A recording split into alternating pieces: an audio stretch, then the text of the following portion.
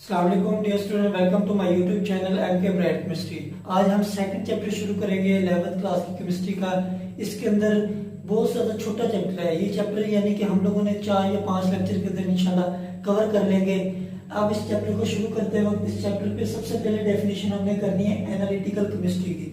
Analytical chemistry एक branch है chemistry की, बहुत वसी ब्रांच है।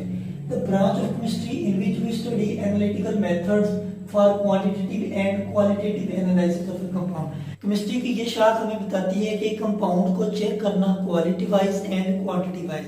मतलब क्वालिटी वाइज क्या मतलब है, यानी कि क्वालिटी वाइज ये होता है कि उसके अंदर पता चलाना कंपाउंड के अंदर कौन कौन से एलिमेंट्स प्रेजेंट है। कोई भी अननोन कंपाउंड आपको दे दिया जाता है, आपने पता चलाना कि उसके अंदर कौन कौन से एलिमेंट प्रेजेंट है। मसलन मुझे दे दिया जाता है कंपाउंड है H2O, मैंने पता चलाना कि जो मुझे कंपाउंड या सैंपल दिया है इसके अंदर कौन कौन से एलिमेंट है। एक तो हाइड्रोजन है, दूसरा है ऑक्सीजन।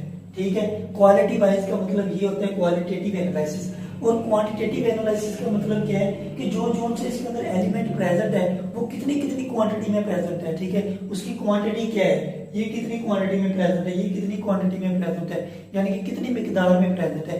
जो चीजें स्टडी करना है, यानी कि एक तो पता चलाना कि कंपाउंड के अंदर कौन कौन से एलिमेंट्स हैं, दूसरा पता चलाना कि उसके अंदर जो एलिमेंट्स प्रेजेंट है उनकी क्वांटिटी कितनी है। ये वाला स्टडी करना, ये चीज को स्टडी करना वो एनालिटिकल केमिस्ट्ट्री कहलाती है। यानी कि कोई भी अननोन कंपाउंड है, the branch of chemistry in which we study analytical method, यानी कि उन तरीकों को मुताला करना है इस केमिस्ट्री के अंदर, ताकि हम पता चलाएं कि कंपाउंड के अंदर कितनी क्वांटिटी में एलिमेंट्स प्रेजेंट है और वो कौन कौन से एलिमेंट्स प्रेजेंट है। ये था एनालिटिकल केमिस्ट्री। ठीक है, और मैंने आपको बता दिया क्वालिटेटिव एनालिसिस क्या है और क्वांटिटेटिव एनालिसिस क्या है। अब क्वांटिटेटिव एनालिसिस पता चलाना कि जो हमारा सैंपल है उसके अंदर जो एलिमेंट्स प्रेजेंट है वो कितनी कितनी मिकदार में है।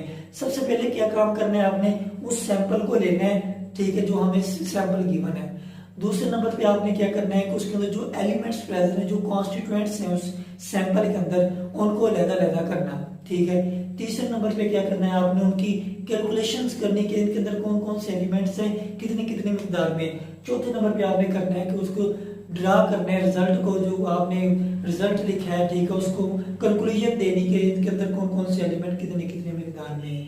ठीक है, अब हम लोग स्टडी करते हैं कि किस तरह एक कंपाउंड है, ठीक है, कंपाउंड है, उसके अंदर जो एलिमेंट्स प्रेजेंट है उनको किस तरह अलग किया जा सकता है। बहुत सारे मेथड है इसमें, फिल्ट्रेशन है, क्रिस्टलाइजेशन है, सब्लिमेशन है, सॉल्वेंट एक्सट्रैक्शन है, पेपर क्रोमेटोग्राफी है।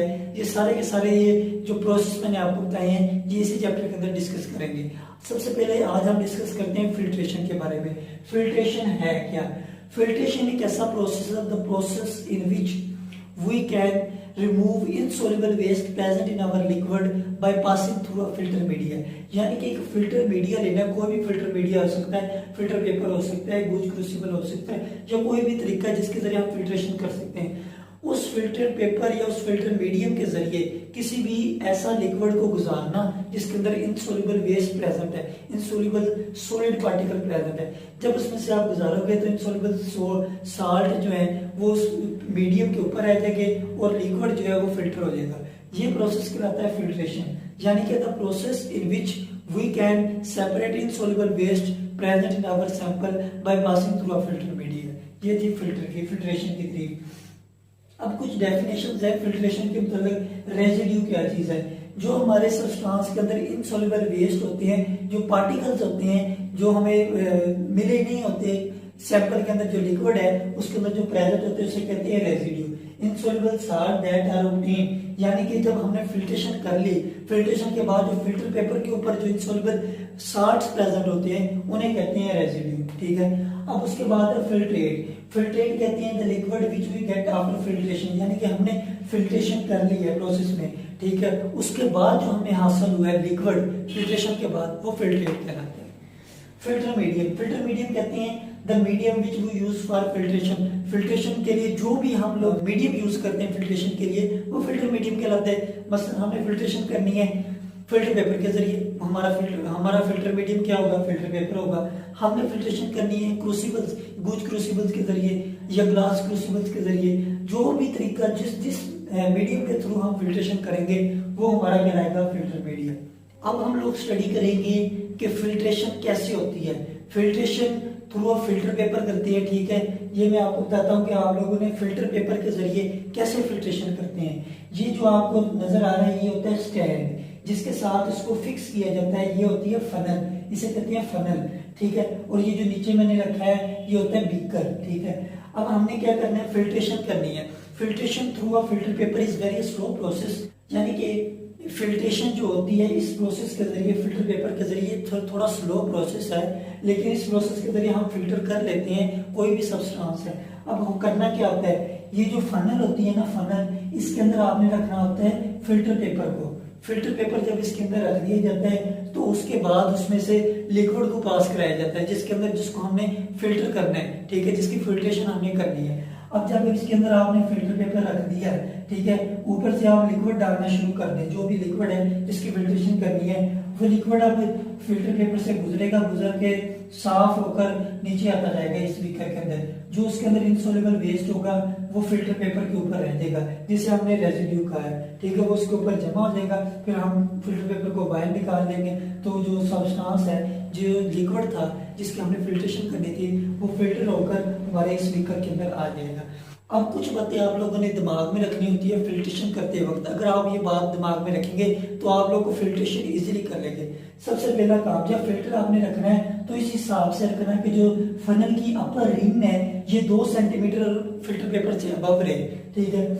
जब आपने ये रख लिया फिल्टर पेपर, उसके बाद दूसरा काम क्या करना होता है, आपने करना है जब इसमें से लिक्विड आप डालो तो आपने ये ध्यान रखना है कि ये जो स्टेप है फनल की, ये लिक्विड से भरी रहे, ताकि कोई बबल वगैरह अगर खाली रखोगे, कोई बबल वगैरह उसके अंदर अटक ना जाए, जिसकी वजह से हमारा फिल्ट्रेशन का प्रोसेस बंद हो जाए। अगर आप चाहते हो स्मूथ फिल्ट्रेशन तो इस जो इस स्टेम है तो स्टेम को आपने फुल रखना है लिक्विड के साथ। मतलब ये है कि लिक्विड आपने डालते रहना, ऊपर से थोड़ा थोड़ा करके लिक्विड डालते रहना ताकि ये स्टेम फुल रहे।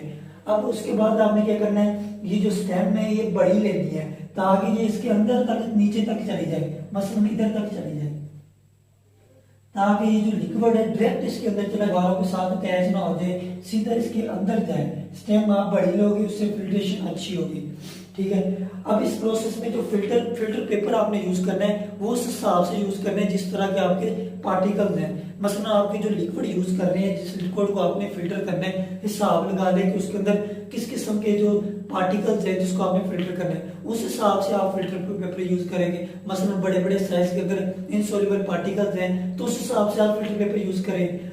अब फिल्टर पेपर आप लोगों ने जो यूज किया है वाटमैन फिल्टर पेपर, आपने इतना फिल्टर पेपर यूज करना है, ठीक है, ताकि अगर उसके अंदर जितने मर्जी हमारे जो लिक्विड था उसके अंदर जितने मर्जी रेजिड्यू थे वो आ जाए और फिर भी उसके बाद फिल्टर पेपर का 1/4 या आधा हिस्सा खाली हो। ये ना हो कि जो आपने फिल्टर पेपर जिस साइज का यूज किया वो सारा का सारा फिल हो जाए रेजिड्यू के साथ, ऐसा नहीं करना, ठीक है। अगर आप लोग ये चंद तरीके, ये जो मैंने आपको चंद बातें बताई हैं, इनको फॉलो करोगे तो आप इजीली कोई भी लिक्विड है उसको फिल्टर कर लो। स्टूडेंट, अब हम डिस्कस करेंगे कि फिल्टर पेपर को कैसे तैयार किया जाता है, ठीक है। एक तो होता है ऑर्डिनरी फिल्टर पेपर, इसको कैसे तैयार करना है, सबसे पहले आप लोगों ने ले लेना है वाटमैन फिल्टर पेपर, ठीक है। उसको इस तरह कर लेना है, ठीक है, यानी कि 2 सर्कल लेना है सर्कल फॉर्म में, ठीक है। उसको ऐसे फोल्ड कर लेना है, 1 फोल्ड कर देना है, जिस तरह इस तरह मैंने किया है, ये देखिए इस तरह कर लेना है आपने, ठीक है। उसके बाद एक और फोल्ड करना है उसको, जब इस शक्ल का आ जाए उसको, तो फिर आप लोगों ने क्या करना है, जो 3 लेयर्स होंगी वो एक साइड पे कर देनी है, जो एक लेयर होगी वो एक साइड पे कर देनी है। अब हमारे पास ये ऑर्डिनरी फिल्टर पेपर तैयार हो गया है। अभी इसको आप लोगों ने फनल में रखना है, ऊपर से आपने लिक्विड डाल देना है, वो लिक्विड इसकी फिल्ट्रेशन करनी है। सबसे पहले आपने जब इसको फनल के अंदर डालना है तो थोड़ा सा इसे लिक्विड यानी कि साइडों पे लगा दे ताकि ये फिट हो जाए उसके अंदर फनल में। उसके बाद आप लोग डालते जाओ, जो सैंपल है आपको दिया गया है वो इजीली सैंपल आपका फिल्टर हो जाएगा, ठीक है। ये तो था ऑर्डिनरी फिल्टर पेपर, जो यानी कि सादा एक फिल्टर पेपर बनाया जाता है। एक और किस्म है फिल्टर पेपर की, उसे कहते हैं फ्लूटेड फिल्टर पेपर। ये कैसे तैयार किया जाता है, ये भी ऑर्डिनरी फिल्टर पेपर से ही तैयार किया जाता है। कैसे, when ordinary filter paper is folded in such a way that fan like arrangement with alternate ups and down formed at each fold and this paper is called floating filter paper। यानी कि जब ये ordinary filter paper के ऊपर ही कुछ changing की जाए तो ये फ्लोटेड फिल्टर पेपर बन जाएगा। वो कैसे? सबसे पहले आप लोगों ने ये सर्कल लेना है फिल्टर पेपर का, वर्टमैन फिल्टर पेपर का, ठीक है। सर्कल फॉर्म में इस तरह आपने ले लेना है। उसके बाद आपने क्या करना है, इस फिल्टर पेपर को दो फोल्ड करना है, यानी कि दो फोल्ड बनाने हैं इसके, ठीक है। ये देखो, वन फोल्ड और दो बार फोल्ड कर लेना है, ठीक है। उसके बाद फिर इसको एक बार फोल्ड करना है, यानी कि इसके अभी 4 लेयर्स बन गई हैं। अब उसके बाद क्या करना है, एक बार इसको मजीद फोल्ड करें। ये देखो मैंने किया है फोल्ड, ठीक है। एक बार मजीद इसको फोल्ड कर देना है, फोल्ड कर लिया है। अब अगर एक बार फिर होता है ये फोल्ड, तो इसको एक बार और फोल्ड कर दिया। ये देखो, ये मैंने फोल्ड कर दिया एक बार, फिर इसको इस शक्ल में आ जाए फिल्टर पेपर, ठीक है, वर्टमैन फिल्टर पेपर। तो आप लोगों ने इसको ओपन करना है, ठीक है।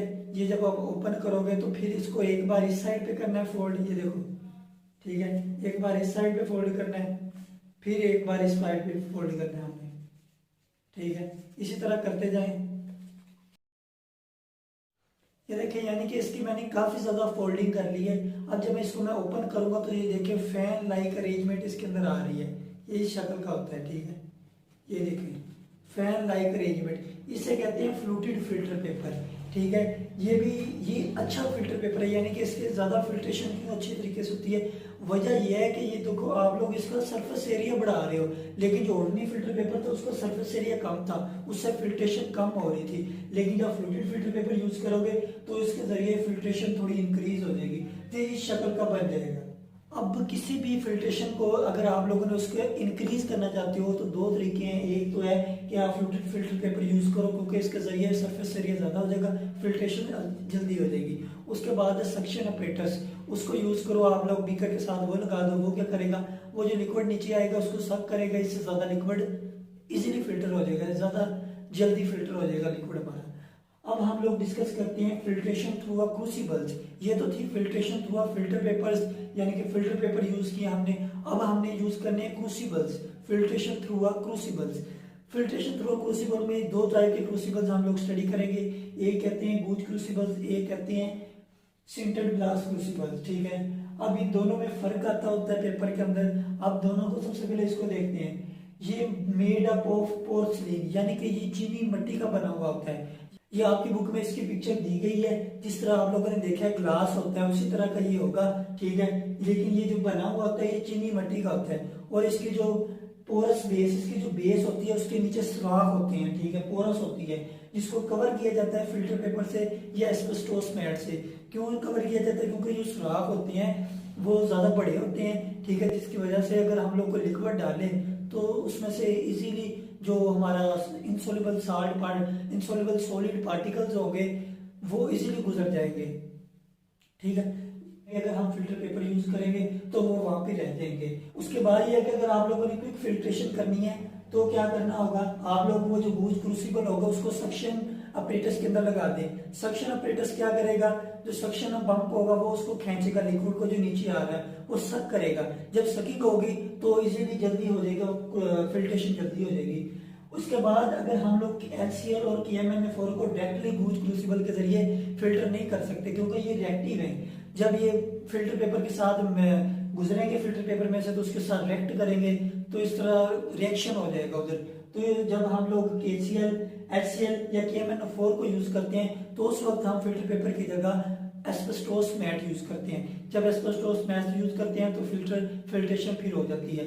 एक और बात है, इधर जब गूज क्रूसिबल से हम लोग किसी भी प्रोडक्ट की कोई भी हम लोग फिल्ट्रेशन कर रहे होते हैं तो उस वक्त प्रोडक्ट हमारी यानी कि कंटेमिनेट भी हो जाती है।